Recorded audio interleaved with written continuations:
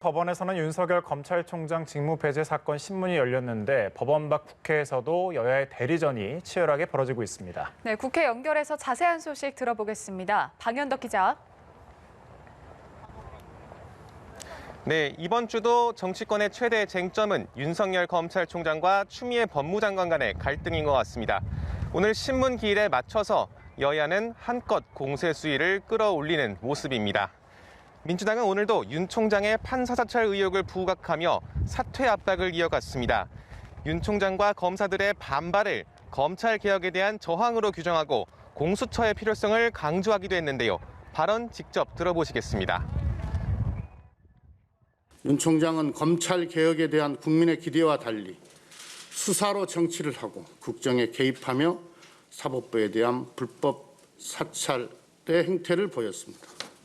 즉 정치검찰의 행태를 보였습니다.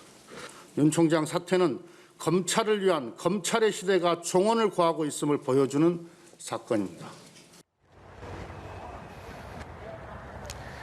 반면에 국민의힘은 정부 여당이 윤 총장을 찍어내기 위해 거듭 무리수를 두고 있다며 그 저의가 무엇인지 밝히라고 주장했습니다. 여권 인사를 수사하는 윤 총장을 몰아내기 위해 판사사찰 의혹을 제기했다는 건데 애초 민주당 이낙연 대표가 꺼낸 국정조사를 수용하라고 역으로 압박하기도 했습니다. 남아일은 중천금이라고 했습니다. 집권 여당 대표의 말씀이 당에서 받아들이지 않고 국민들로부터 희화화되는 이런 일이 있어서는 되지 않겠습니다. 신속히 윤석열 총장에 대한 국정조사를 명해주고 옹해주길 바랍니다.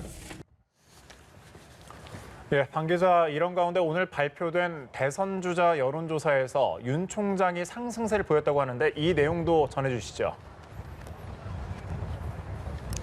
네, 오늘 발표된 리얼미터의 차기 대선 주자 여론조사를 보면 더불어민주당 이낙연 대표, 윤석열 검찰총장 그리고 이재명 경기도지사가 선두권을 달리는 모습입니다. 특히 윤 총장 지지율은 지난달보다 2.6%포인트 상승해 리얼미터가 조사를 시작한 이후 최고치를 기록했습니다.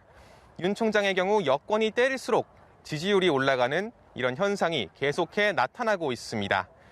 윤 총장 징계 사유 중 하나가 자신을 대선 후보로 포함시킨 여론조사를 방치하며 정치 중립 의무를 위반했다는 건데요.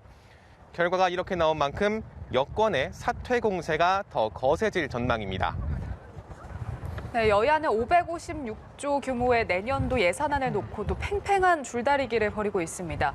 예정에 없던 3차 긴급재난지원금과 또 국민 4,400만 명분의 코로나 백신 구입비를 내년 예산에 추가하기로 하면서 이 재원을 어디서 마련할지가 최대 현안으로 떠올랐는데요. 방 기장, 이렇게 추가되기로 한 예산이 총 얼마고 또 어떻게 조달되는 걸로 이야기가 되고 있습니까?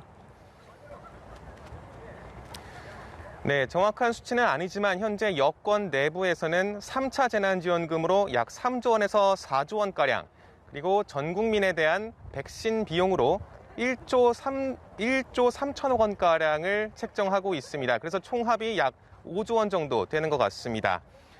문제는 이 돈을 어떻게 마련할지입니다. 민주당은 이 중 3조 원은 어떻게든 기존 사업을 삭감해 마련할 수 있다 쳐도 최소 2조 원은 순증, 그러니까 적자 국채를 발행해야 한다, 새로 빚을 져야 한다고 보고 있습니다.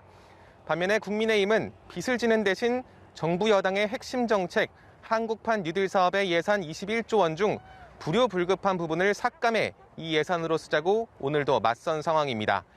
국회법상 예결위 활동 시한은 바로 오늘까지인데요. 이 시한은 관례적으로 연장되어 오기도 했고 또 예결위에서 안 되면 원내대표 간의 담판도 이뤄졌지만 올해의 경우 민주당이 예산안 처리 법정 시한인 다음 달 2일까지 예산안을 반드시 통과시키겠다는 입장이라 오늘 내일 중 결론을 어떻게든 내겠다는 입장입니다.